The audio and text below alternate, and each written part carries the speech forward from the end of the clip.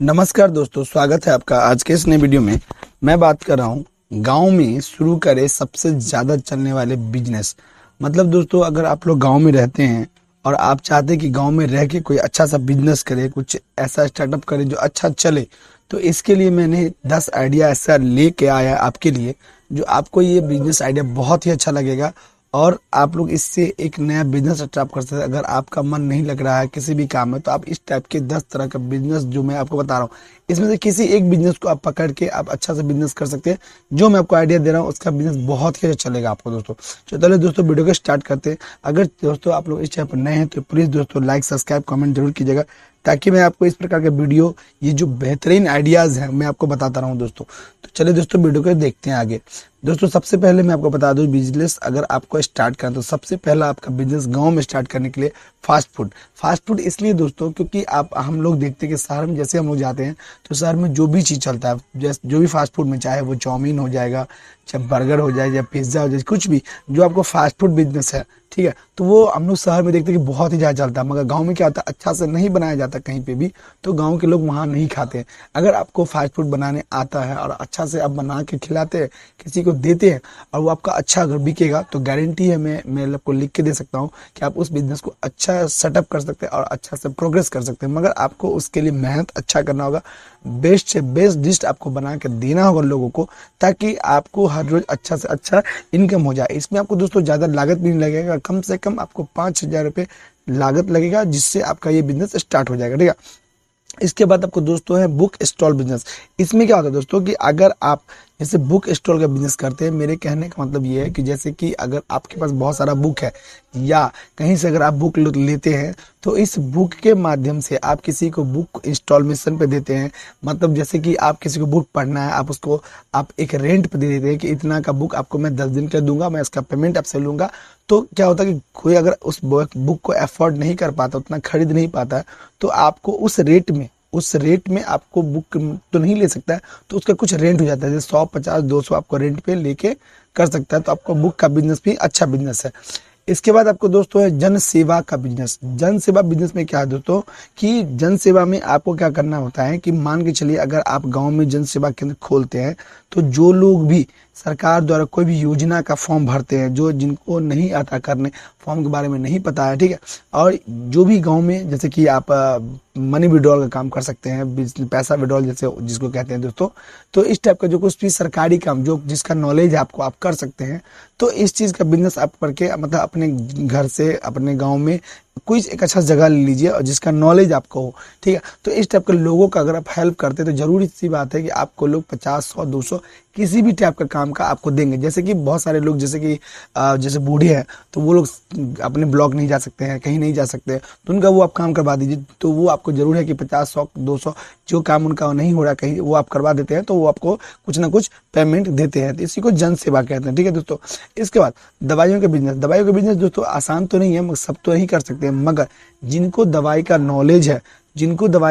है और तो वो ही दवाई का बिजनेस करेंगे। और इसके लिए भी आपको जो है सरकार के द्वारा परमिशन लेना होगा, तभी ये आप बिजनेस स्टार्टअप कर सकते हैं। ये नहीं कि आप आज मन हुआ कल से दवाई बेचना चालू कर दी, नहीं, ऐसा नहीं होता है। आपको इसके लिए एक अच्छा सा सेटअप करना होगा, इसका आपको नॉलेज भी होना चाहिए दवाई का, और ऊपर से आपको जो है आपको सरकार के द्वारा परमिशन लेना होगा, तभी आप इस टाइप के बिजनेस को कर सकते हैं। तो दवाई पे मैं ज़्यादा फोकस नहीं करूंगा दोस्तों, क्योंकि अगर आपको नॉलेज हो तभी आप कर सकते हैं। मगर अदर टाइप का जो बिजनेस होता है दोस्तों, वो आप अलग से कर सकते हैं, ठीक है। तो इसके लिए भी बहुत अच्छा आइडिया था। इसके बाद होता है दोस्तों फल और सब्जियों का बिजनेस। दोस्तों देखिए, रिटेल में तो हम लोग फल सब्जी बहुत लेते हैं, चाहे गांव हो चाहे शहर हो, मगर अगर उसी चीज़ को अगर होलसेल में करते हैं, सपोज दैट आप अपने गांव में रहते हैं, अब मोटा में सब्जी का व्यापार करते हैं। मोटा मतलब जैसे कि 10 आदमी गांव में सब्जी बेचते हैं, ठीक है, 10 आदमी 10 रंग का सब्जी रखते हैं, जैसे कि कटहल है, बैगन है, कुछ भी है, ठीक है। तो वो जो प्रोडक्ट रखते हैं, तो मतलब जो सब्जी है उनके पास,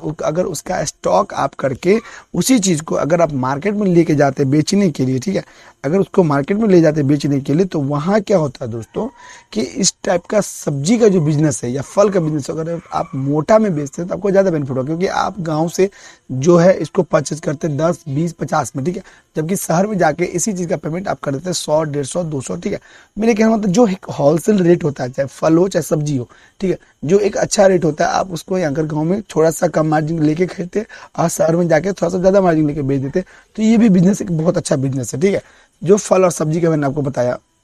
इसके बाद आपको दोस्तों आते हैं चाय की दुकान। दोस्तों आजकल हम लोग देखते हैं कि शहर में चाहे गांव में हर जगह चाय का बिजनेस बहुत अच्छा चल रहा है। कोई भी अगर जिसको भी नॉलेज है अच्छा से अच्छा वो चाय बनाते हैं, उनको नॉलेज, तो आजकल के डेट में लोग को सुबह शाम हमेशा आप किसी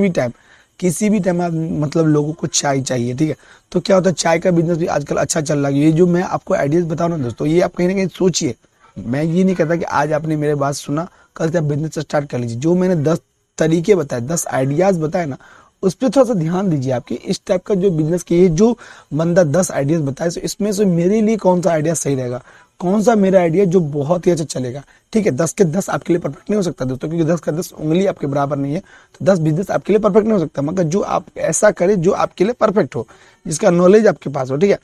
इसके बाद दोस्तों होता है इलेक्ट्रॉनिक की दुकान। इलेक्ट्रॉनिक दुकान के मतलब क्या है दोस्तों, कि बिजली से चलने वाले जो उपकरण होते हैं। गांव घर में क्या होता है दोस्तों, जो बड़ा बड़ा जो जैसे कि गांव है कोई, और वहाँ पे जो है ना उपकरण, बिजली के जो उपकरण है, जैसे कि फ्रिज है, वॉशिंग मशीन है, एसी है, कुछ भी, ठीक है, पंखे है, तो वो सब बिजनेस का भी है दोस्तों। कि उसमें क्या होता है कि गांव सब में ज़्यादा पूंजी नहीं होने के कारण इसका एक बड़ा सा आपको सेटअप नहीं मिलता, बड़ा सा दुकान आपको नहीं मिलेगा पूरे गांव में। अब देखिएगा तो बहुत बहुत दूर जाने के बाद आपको एक अच्छा सा दुकान मिलेगा, जिसमें आपको बिजली का हर सारा प्रोडक्ट मिल जाएगा। मगर अगर गांव में आप कोई अच्छा जगह पे है और उसका प्रोडक्ट अच्छा होलसेल का रिटेल दोनों करते हैं, तो बिजली के इलेक्ट्रॉनिक के सामान में भी आपको अच्छा खासा बेनिफिट है, और उसमें आप अच्छा व्यापार कर सकते हैं। जो कि मैं एसोसरीज का बात कर रहा हूँ, मैं ये नहीं बोल रहा हूँ कि आप पाइप बल्ब तार बेचो, जिसमें एसोसरीज है, जैसे कि पंखा हो गया, ठीक है, फ्रिज हो गया, वॉशिंग मशीन हो गया, इस तरह का जो मोटा व्यापार है, इसमें क्या होता है तो अच्छा बेनिफिट है, क्योंकि वो आपको गांव में हर जगह मिल नहीं सकता, और आप उसका स्टॉक करके रखते हैं, आप उसका सेल करते हैं, क्योंकि आपका पूरा मार्केट पूरा गांव में आप ही है, तो उसका अच्छा सेल होगा आपका, ठीक है। इसके बाद दोस्तों है फूलों का बिजनेस। फूलों का बिजनेस क्या है दोस्तों, कि मान के चलिए अगर आपको फूल का काम आता है, जैसे कि आप शादी होता है कहीं पे, कुछ भी मुंडन होता है, कुछ भी, जैसे कि कोई सेरेमनी होता है, रिंग सेरेमनी होता है, ठीक है। तो अभी क्या है ना दोस्तों, एक नया जो है ना फैशन चला हुआ है कि आपको कहीं ना कहीं इस सब चीज़ का आगे बढ़ावा मिलता गया, कि आपको अगर किसी के घर में शादी है, हल्दी है, कुछ भी है, तो वहाँ ना थोड़ा सा फूलों का डेकोरेशन किया जाता है, ठीक है। तो अगर आपको फूल का डेकोरेशन का कुछ आइडियाज़ है, अगर आपको ये सब बिजनेस मतलब ये आप कर सकते हैं डेकोरेशन करने का आइडिया, तो आप एक बार में जो भी मार्केट से फूल है, ठीक है, चाहे वो प्लास्टिक है, आर्टिफिशियल है, या आपको जो कच्चा सौदा है, जो भी कच्चे अभी है, तो आप वहाँ से लेके उसका भी बिजनेस अच्छा सा कर सकते हैं। मतलब ये सब वो डेकोरेशन का जो काम करेगा दोस्तों, फूलों से जो डेकोरेशन होता है, तो उसका काम कीजिए, तो उसमें भी अच्छा बेनिफिट और अच्छा आपको फायदा मिलता है। उसमें क्या दोस्तों, क्या होता है कि क्योंकि किसी के यहाँ शादी होता है, तो 1 या 2 दिन वहाँ पे मेरा पूरा जो डेकोरेशन है वो लगता है, ठीक है। मगर मैंने तो एक बार परचेज किया, मेरा एक बार परचेज, अब मैं इसी चीज को 10 जगह लगाऊंगा, तो मेरा क्या होगा, मेरा हर जगह से पैसा कलेक्शन होगा, और ज्यादा दिन लगाना भी नहीं पड़ता है। 1 से 2 बार आप लगाइए, वहां से डेकोरेशन खत्म, उनके अगर जो भी फंक्शन है वो खत्म हुआ, आप वहां से अपना जो है प्रोडक्ट उठा लीजिए, आपका जो भी सामान है वहां से हटा लीजिए, फिर कहीं और लगाइए, तो वहां भी अच्छा खासा बेनिफिट है। तो ये डेकोरेशन का भी जो काम है ना, वो बहुत अच्छा चलता है, जो फूल के बिजनेस के हिसाब से कर सकते हैं गाँव में, ठीक है। इसके बाद है तो डेयरी फार्म का बिजनेस। तो डेयरी फार्मिंग में क्या बिजनेस है, तो जैसे कि आप दूध का बिजनेस करते हैं ना, दूध का, जैसे कि गांव घर में जो दूध होती है, तो हर टाइप के आपको मतलब जो भी कैंडिडेट है, गरीब से गरीब, अमीर से अमीर, तो उनको जहाँ तक कि शहर की मैं बात करूँ, तो वहाँ दूध की कमी होती है। अगर आप अपने गांव में एक जगह पूरा का पूरा गांव का, जैसे 10 आदमी का 20 आदमी का दूध लेके एक जगह करते हैं, और एक जगह दूध ले जाके आप शहर में कहीं पे बेचते हैं, या शहर में किसी होटल वाले को देते हैं, जो कि वो मिठाई वगैरह में यूज करते हैं आपका दूध, तो उससे भी आपको अच्छा खासा मिले। क्योंकि आप जो परचेज करते हैं, अगर आप किसी से 40 रुपये परचेज कर लेते हैं, मान लीजिए मैं बात बताऊँ दोस्तों आपको, तो उसी चीज़ को आप मार्केट में जाके 50, 60, 55 बेचते हैं, तो इससे क्या होता है कि जो भी 10 रुपया 15 रुपये का आपका लीटर पे मार्जिन होता है, अगर आप एक दिन में आप 1000 लीटर, 500 लीटर, चलिए 100 लीटर भी अगर आप पूरे मार्केट में सेल करते हैं, मान लीजिए दोस्तों कहीं पे आप कोई होटल में ही देते हैं 100 लीटर दूध, तो आप जोड़ लीजिएगा, अगर 10 रुपया भी अगर मार्जिन आप लेके करते हैं, तो 100 × 10, तो आपको कितना का पर डे का इनकम है। आपका टाइम भी ज़्यादा नहीं लगा दोस्तों, क्योंकि आपने 10 लोगों से बात कर लिया, सब ने आपको दूध दिया, 2 लीटर, 1 लीटर, जितना जितना जिनको देना है, ठीक है। अब वो उस हिसाब से आप लेके एक जगह करके उसको आप कहीं और भी जाके अपना सेटअप कर लिए, तो ये भी एक अच्छा बिजनेस है, और कहीं ना कहीं सेटअप करके आप उससे अच्छा इनकम पर डे का कमा सकते हैं। ये दूध दूध का बिजनेस भी बहुत अच्छा बिजनेस है दोस्तों, तो ये भी आप ले। तो दोस्तों इस प्रकार से मैंने आपको 10 तरह के जो इम्पोर्टेंट बिजनेस हैं, जो 10 तरह के आसान और जो कि आज अगर आप चालू करते हैं तो कल सब इस पे इनकम अच्छा चलो, ये नहीं कि आपको इंतजार करना पड़ेगा कि अब मैं दुकान लगाऊंगा, आदमी जानेंगे कि आज यहाँ पे बिजनेस ये स्टार्ट हुआ है तब ऐसा आएंगे, ऐसा कुछ नहीं दोस्तों। तो इससे क्या होगा, इस टाइप के बिजनेस आइडियाज से आपको 10 में से 10 अगर आपको जो भी पसंद हो, जो भी अच्छा लगे तो वो आप करते हैं। तो मेरा जो ख्याल है दोस्तों, जिस टाइप का भी आपको नॉलेज है, जिस टाइप का, जहां तक मैंने आपको जितने सारे आइडियाज दिए ना दोस्तों, इसमें तो सब आइडिया, बस एक आइडिया को छोड़ के जो कि बिजनेस है दवाई का बिजनेस, उसको छोड़ के दोस्तों आपको टोटल बिजनेस है जो 8 क्लास पास है, 10th क्लास पास है, या मूर्ख भी हैं, मतलब जिनको पढ़ने का कोई पता नहीं है, कुछ भी नहीं उनको जानते हैं, मगर उनको पैसा काउंट कर लेते हैं, अच्छा तुमको ये सब हिसाब आ जाता है, तो वो इस 10 बिजनेस में से 9 बिजनेस आराम से कर सकते हैं, जो मेरा 9 आइडिया। दोस्तों अगर आप लोग ये बिजनेस स्टार्ट करते हैं तो प्लीज़ दोस्तों आप लोग लाइक सब्सक्राइब कमेंट जरूर कीजिएगा, और अगर स्टार्ट करते हैं तो प्लीज़ मुझे वीडियो में मैसेज करके बताइए कि मैंने सर ये वाला बिजनेस स्टार्ट किया। थैंक यू दोस्तों, अगर आप लोग को वीडियो अच्छा लगा